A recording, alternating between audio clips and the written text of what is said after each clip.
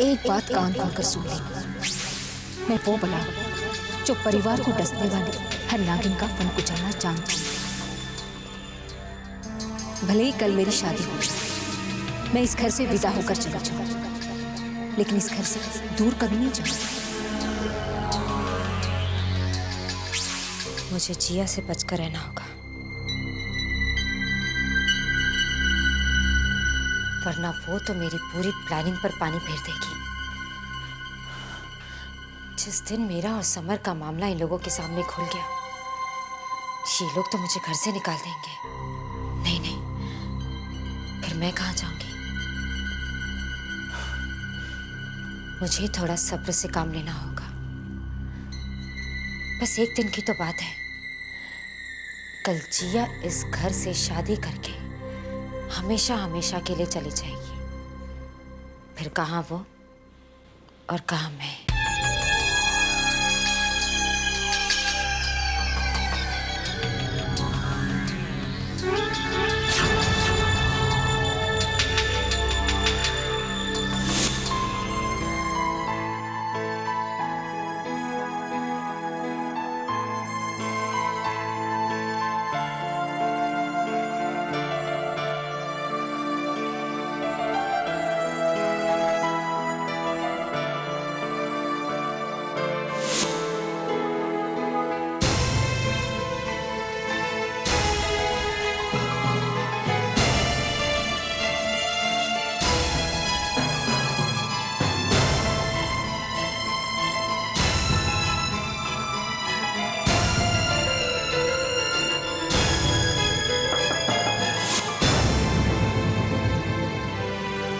अरे जिया, तुम?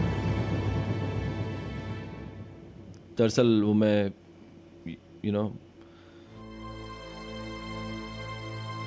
शेखर, वो मैं तुम्हें पूजा के लिए बुलाने आई थी। आज इस घर में मेरी आखिरी पूजा है, तो मैंने सोचा कि हाँ हाँ, व्हाई नॉट। तुम चलो, मैं आता हूँ।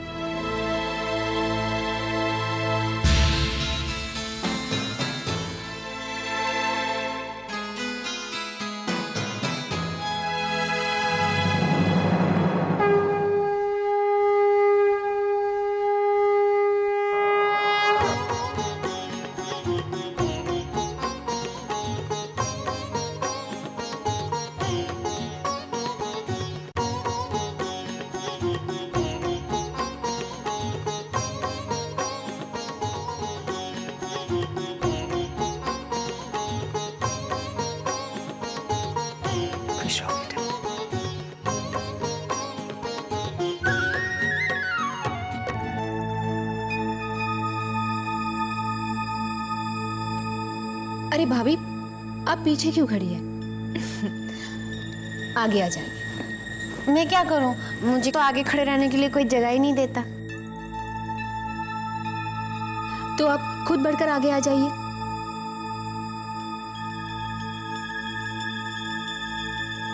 भाभी, वैसे भी पूजा में पति पत्नी को साथ होना चाहिए। मैं तो कहूंगी पूजा में क्यों, हर जगह साथ होना चाहिए। नहीं तो किसी और को आपकी जगह लेने का मौका ना मिल जाए।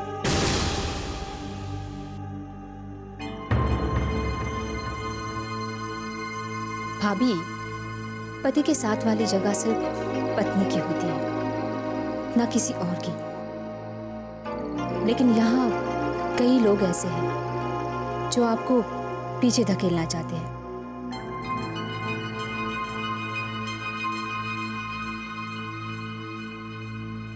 और खुद आगे बढ़ना चाहते हैं। शायद आपको ऐसे लोग नजर नहीं आएंगे, क्योंकि आपकी आंखों पर भरोसे की पट्टी बंधी है।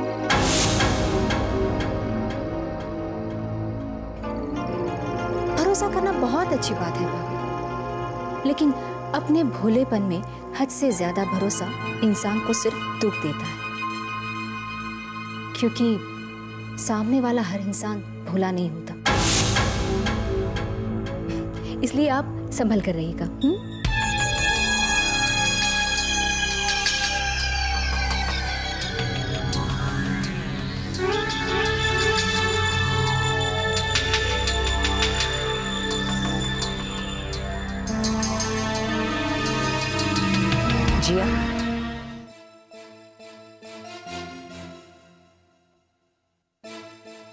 बेटा, तुम क्या कह रही थी? कुछ नहीं आंटी, बस ऐसे ही। कल मैं ये घर छोड़कर जा रही, इसलिए देवयानी भाभी से कह रही थी कि अब ये घर उनको संभालना है। और आंटी आप तो जानती है, भोलेपन से घर नहीं संभाला जाता, है ना?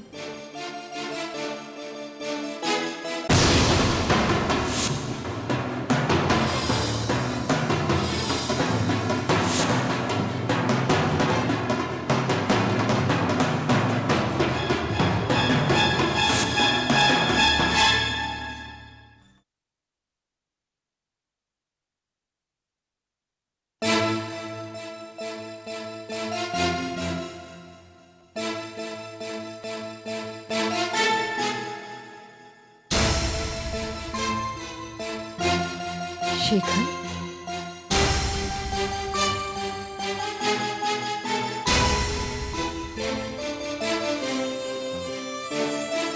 जी आप,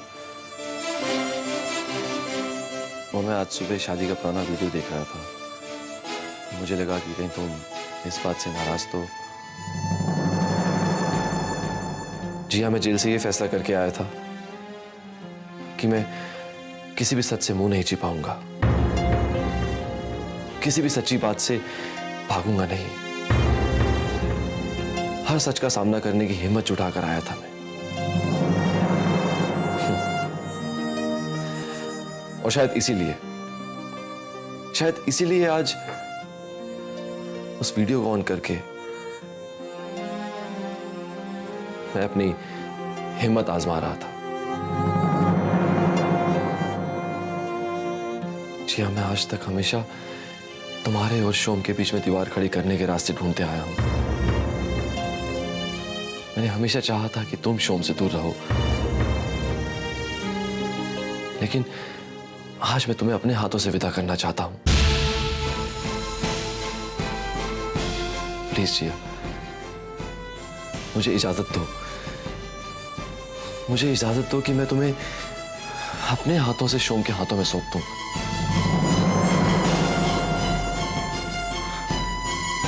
हम कभी प्रेमी हुआ करते थे, पति पत्नी थे, एक दूसरे के हम सफर थे। जिया, उन सब पुराने और खत्म हो गए रिश्तों का वास्ता देकर आने वाली जिंदगी के लिए मैं तुमसे सिर्फ और सिर्फ एक चीज मांगता हूं, दोस्ती। जिया, तुम मुझे अपना दोस्त बना लो, और आज मैं ये वादा करता हूं कि तुम्हें कभी इस दोस्त से शिकायत नहीं होगी। तो क्या तुम्हें मेरी दोस्ती मंजूर है?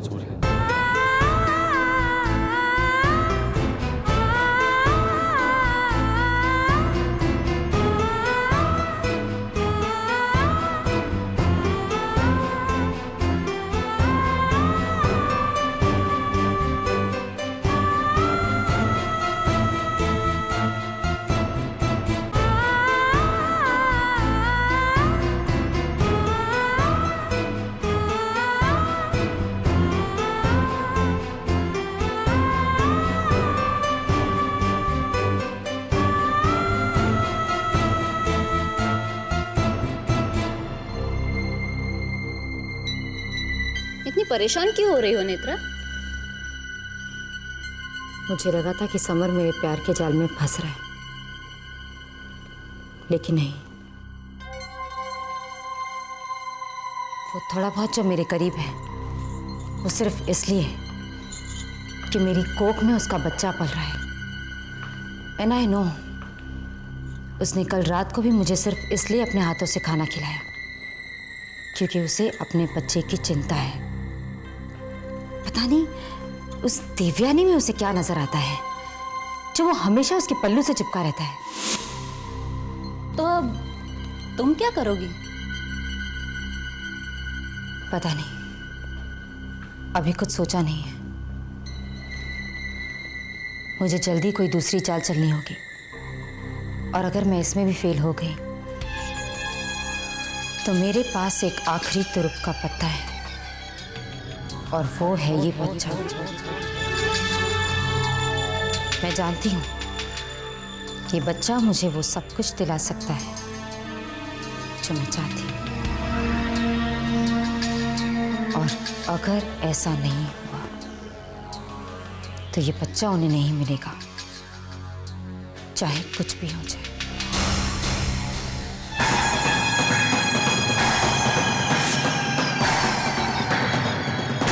हाय।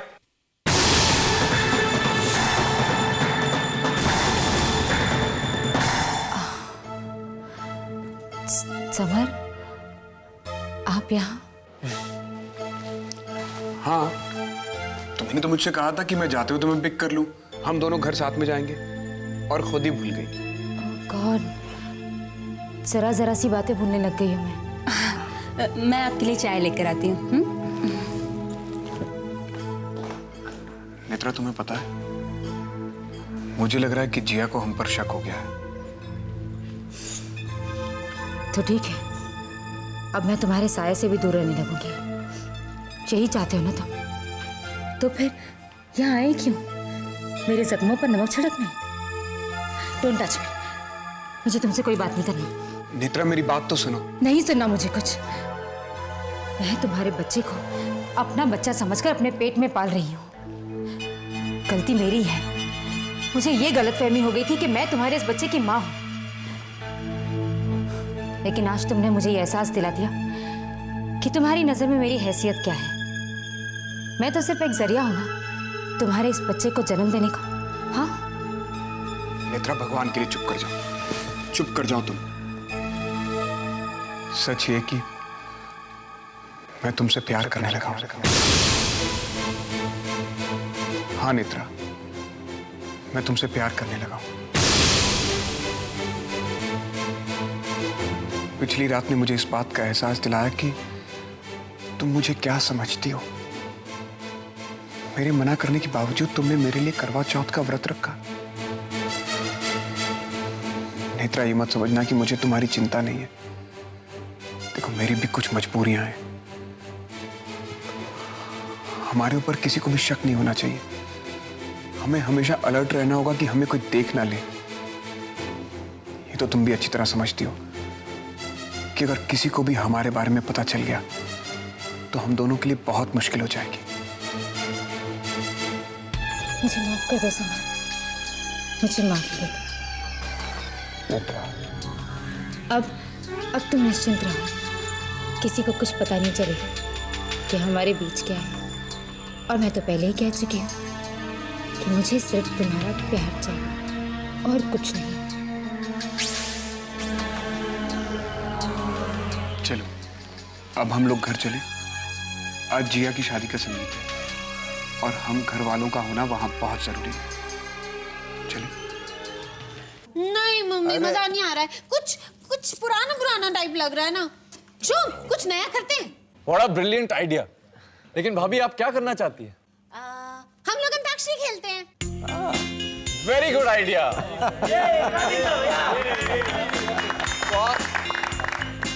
कौन कितने सुर में है, आज सबकी पोल खुल जाएगी। हाँ, और इस अंताक्षरी की शुरुआत करेंगे इस घर के सबसे बड़े सदस्य यानी बाबा।